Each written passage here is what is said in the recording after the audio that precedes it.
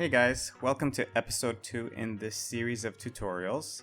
I wanted to go over concepting. Last episode was about going straight into painting, and this time I'm going to use the Beast and Rider for some sketching, how to come up with some neat sketching ideas. But obviously the Rider is intended as a companion product for the Beast, so I'm going to put some clay underneath the Rider and then stick him onto the back of the Beast. As you can see, he's very stable now, just adding a little bit of clay under the Rider. And now it's just a matter of playing and tweaking the poses until you find something you like, and taking photographs, of course. So what you're seeing here is just me exploring some different ideas. The Beast walking. I'm pulling the leg off of the starter kit, and I'm going to use that as a stand for the Beast.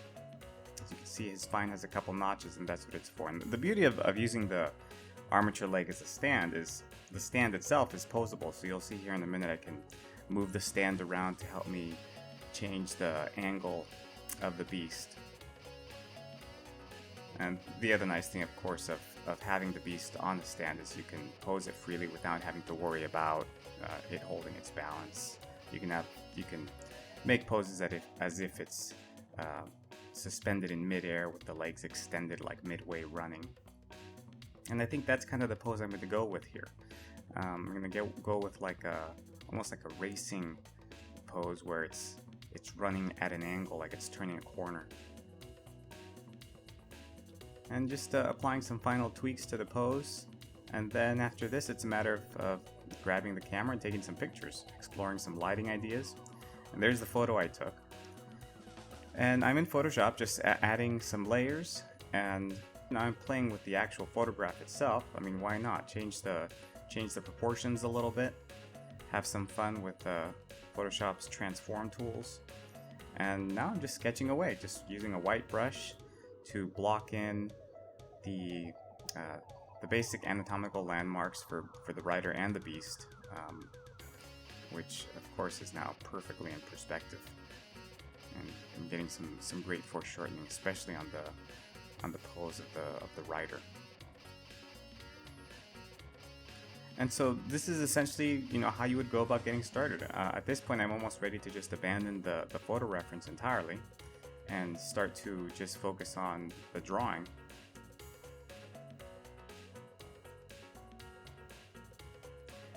One of the things I like to do is to kind of work with a little bit of tone and a little bit of line at the same time, and just kind of have fun. And when I sketch, I'm not really a concept artist, so things don't come quickly to me when I'm coming up with designs. So I usually end up sketching and then sketching over and over the top of, and erasing and sketching over. Or you'll see me here. What you'll see me do in a minute here is lowering the opacity. And then drawing over the top of it, and sometimes I'll do that multiple times before I get anything I like. Sometimes I just don't like it at all and I just scrap it. So I've added a white layer, some lower opacity. I'm starting to do some cleaner drawings, exploring some different detail ideas, and cleaning up the sketch essentially. So hopefully this gets you started on coming up with some cool concept ideas.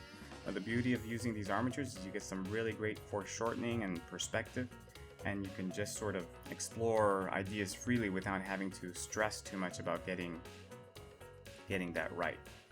So if you have any questions, let me know. Questions about Photoshop. I'm assuming anybody who's used Photoshop knows how to use the brush tool and make some layers.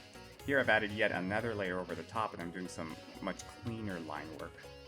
In a later tutorial I'll talk about coloring and how to create comic book style cell shaded looks. But for this video I just wanted to get you guys started on getting some concepts done, getting some rough sketches done. And it's once you've got a great pose, why not take pictures from multiple angles, and you've got that way an arsenal of starting points for the concept that you're exploring for a given piece.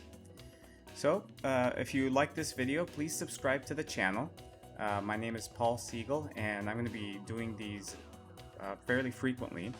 and talking about sculpture, costumes, coloring, and I'm going to be talking about how to use the power posers and the ruler and a whole bunch of other things.